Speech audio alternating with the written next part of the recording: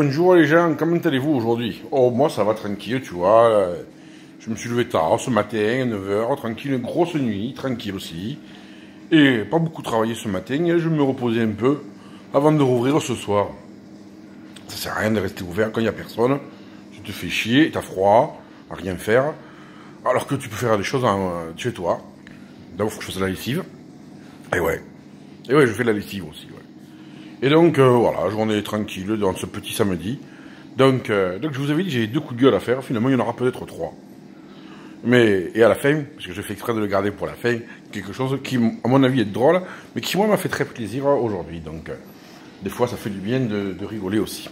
Mais, si. Alors, mon premier coup de gueule concerne surtout les Français. Et notre gentil patron, on peut appeler ça un patron, hein, Emmanuel Macron. C'est le con, là. Pardon, on peut dire qu'il est con. Il est patron de la France, là. Non, parce qu'il n'est pas président, il est patron. Non. Un président, c'est un président, il a intérêt, il prend de l'intérêt pour les gens qui sont dans son pays. Non, lui, il n'a pas l'intérêt pour les gens qui vivent chez lui. Il a de l'intérêt pour le pognon. Oui. Le pognon de ses copains et accessoirement de sa banque. Oui, parce que je vous rappelle qu'il est toujours président de la République, hein, mais qu'il est toujours le numéro 2 de la banque Rothschild. Donc, qui, comme par hasard, finance l'État français. Je dis ça, je dis rien, hein. Non, faut pas dire qu'il y a des intérêts privés qui jouent dans l'État. Faut pas le dire, non. Tout le monde le sait, mais non. Et aujourd'hui, je sais pas si vous savez, mais alors, c'est fait hein, maintenant, hein. Castaner, là, Bernard ou Christophe, je sais même pas son nom, l'abruti, là. Qui était le porte-parole de Macron, qui a été son numéro 1 pendant la campagne électorale de Macron, qui est porte-parole du gouvernement, ministre de je sais plus trop quoi. Aujourd'hui, il est aussi le président du mouvement, enfin du parti, parce que maintenant c'est un parti politique, les marcheurs, tu sais, En Marche. Voilà. Alors ce qui est marrant, c'est que c'est peut-être le seul truc de gauche qu'ils ont, quoique de gauche ou peut-être un peu même Zig Aïe. Ah oui, quand même. Hein. En fait, il y a un candidat unique. Et pour pas que les gens ils disent qu'il n'y a pas eu beaucoup de votes, eh bien, il y a les seuls qui ont le droit de voter, ce sont les ministres appartenant au mouvement En Marche, donc ses copains à l'autre, et 200 militants tirés au sort. Ceux qui sont pour, hein. Et il a été élu à 100% des voix. C'est magnifique, non? Si. Il y en a un qui faisait ça, c'était Staline. C'est le dernier qui a fait ça en Russie. Staline, c'est toujours 100% des voix. Hein. Sauf que lui, il votait comme ça. Tu votes pour moi? Non. Tu votes pour moi? Oui. Ah, toi, gentil. Et avant lui, il y en avait un autre qui a fait ça. Adolphe. C'est le... Bonjour, je suis Adolphe, je suis allemand, je suis gentil. Tu veux voter pour moi? Non. Envoyez le camp en concentration. Non, c'est grave, hein. Non, franchement, on est dans un monde où la dictature, elle est plus qu'en marche, hein. Elle est bien installée. Ah, si, je vous jure. Entre ça et les frères musulmans en France, on est bien. D'un côté, t'as Zig Aïe qui a besoin des frères musulmans. Parce que Zig Aïe, s'il a pas les votes de ces gens-là, il passe pas, hein. Non. Donc il y a une compromission de l'État complète avec les frères musulmans. Alors je ne dis pas avec les musulmans, hein. Non. Je parle de cette idéologie de merde qui a été créée justement par Zig Aïe en 1923 pour contrer les blagues que les Anglais avaient fait en Arabie Saoudite avec Laurence d'Arabie qui lui a créé Al-Qaïda. Oui. Ah non, mais ça c'est pas mal. Faut pas le dire, hein. Non, faut pas le dire. Ah non, faut pas le dire. C'est pas... Alors en fait, voilà. Donc en fait, Zig Aïe Macron, parce que Macron c'est Zig Aïe aussi, hein, enfin, ou Staline, ou Zig Aïe, tu mets celui que tu veux, hein. Il se sert des Zig Aïe d'Adolphe, qui était en Égypte, pour être élu. Entre Zig Aïe, on s'entend bien. Non, franchement. Comme ça, les Zig Aïe, ils représentent tous les musulmans d'Europe maintenant. C'est que d'Europe, hein. Non, parce que dans beaucoup de pays du monde, les Zig Aïe, ils ont des problèmes, hein. Ah oui, les frères musulmans, ils sont pas aimés partout, hein. Oula, non. Mais bon, ça on vous le dit pas, parce qu'en Europe, on vous fait croire que les musulmans, c'est les frères musulmans. Si, on vous le fait croire. Et on le fait même croire aux musulmans qui disent, tiens, Ah bon, c'est ça l'islam? Ah ben moi je suis musulman, je savais pas, faut que je fasse ça maintenant. C'est c'est comme ça marche très bien. Très très bien. Bon, enfin bon, c'est pas grave. Enfin voilà. Alors mon deuxième coup de gueule, j'étais sur un groupe et j'ai pété un câble. Un groupe normalement fait, tu sais, pour les parents célibataires et tout, qui parlent entre eux. Pas un groupe de drague. Et tu tombes sur un brouteur, lambda. Tu vois que c'est un brouteur, hein, parce qu'il demande de tout le monde un ami. Il a un ami, puis quand tu cherches un petit peu, étonnamment, il te dit qu'il vit en Charente-Maritime. Et toutes les publications, ça parle d'Abidjan. Alors, je suis pas très intelligent, je suis même con. Mais Abidjan, c'est pas en Charente-Maritime. Non. Non, c'est en Côte d'Ivoire. Et donc tu dis, attention, c'est un brouteur aux gens. Et là, tu as un administrateur qui se prend pour Dieu, qui commence à dire, alors je lui ai dit, écoute, Sucebite, je l'ai appelé Sucebite. Oui, je l'ai appelé Sucebite. Et puis il est avec une une bonne femme un peu folle. Non, pas un peu folle, mais sur plein de groupes, donc je sais qu'elle va voir la vidéo. Hein. Si, tu vas la voir la vidéo. Si, parce qu'elle, elle s'invente des vies, on lui a retiré ses enfants, elle a aucun droit de les voir. Mais c'est pas grave, hein. Elle se prend pour Miss Monde en plus, alors que sincèrement, même ivre, ah non, c'est pas possible. Ah bon, donc voilà, j'ai pété un câble, je les ai envoyés chier et tout. Je dis, bon, restez avec vos brouteurs et vos congénitaux. Non, mais c'est vrai, c'est fou, hein. Il y a des gens, ils sont cons, hein. Mais alors, plus con que ça, tu meurs. Bah. Et mon troisième coup de gueule, finalement, il y en a un troisième, vous voyez, finalement, il y en a un troisième à faire. J'étais comme ça, je regardais une poste, j'ai pas commenté, parce que j'ai dit, je commente, je vais être méchant. Et il y a quelqu'un qui dit, oui, moi, voilà, je préfère rompre avec mon copain, parce qu'en fait, il y a des choses qu'il comprend pas dans ma vie et tout. Il me demande des choses concernant notre vie de tous les jours, concernant mes relations avec mon ex-mari, c'est pas bien. Moi, je veux vivre comme je veux, et alors j'ai décidé de rompre, vaut mieux être seul que mal accompagné. Oh connasse, le gars il s'intéresse suffisamment à toi, tu vas lui dire attention, ce que tu fais, tu vas faire des conneries pour toi, tu vas faire des conneries pour les pizzos. Et toi tu le jettes. Puis alors t'as toutes les bonnes femmes qui sont moitié. Non, il y a un paquet de bonnes femmes, elles sont ravagées du ciboulot, ouais, moi je vous le dis. Ah non, hein. T'as raison, de toute façon les mecs c'est tous des cons, ils comprennent pas nos vies. Si, ils comprennent vos vies. Mais sauf qu'il y a des mecs qui sont, quand ils sont vraiment en croque de vous, ils te disent attention, tu déconnes. Ils déconnent pas, c'est pas vrai. C'est toi, t'es un con, tu me comprends pas, tu m'écoutes pas. Ah. Eh ben tu sais quoi, va te jeter au paillon, pétasse. Non, parce que les gars, quand vous tombez sur des folles dingos comme ça, hein, qui jouent les ah, je suis lave de lui, il est trop cool, il m'écoute, il est gentil et tout. Tu restes 3-4 mois avec, au bout de 3-4 mois, le gars, tu dis, il est avec toi, hein, il est vraiment que toi, il te trompe pas et tout. Il te fait des cadeaux, il t'écoute, il s'occupe de tes enfants plus que correctement, et il te dit, écoute, chérie, maintenant que c'est sérieux, il y a des choses, il faudrait peut-être les mettre à plat pour faire évoluer notre couple, tu vois, que le couple il puisse durer. Oh putain. T'oses dire ça à une femme, toi? T'as raison. Mais si elles pètent un câble, comme elles ont fait, elles font là toutes. Et envoie les chier. Parce qu'elles sont folles. Hein. Tu es exactement ce qu'elles te demandent. Exactement. Attentif, à l'écoute, tu prends soin de leurs gamins, tu acceptes leurs gamins, tu acceptes tout de leur vie. Et la seule chose que tu dis, il faudra peut-être modifier certaines choses pour le bien-être de notre couple et de notre famille. Et te gueule que du poison pourri. Les filles, vous plaignez pas d'être seul après, hein? Ah non, hein? Non, parce que seul vous allez rester, hein?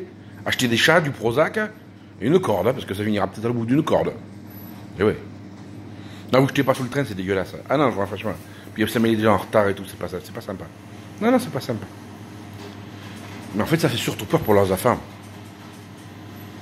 Parce qu'en fait, le mec, il dit des choses pour que justement, il s'intéresse tellement aux enfants, il dit voilà, en faisant comme ça va permettre aux enfants d'évoluer bien, etc.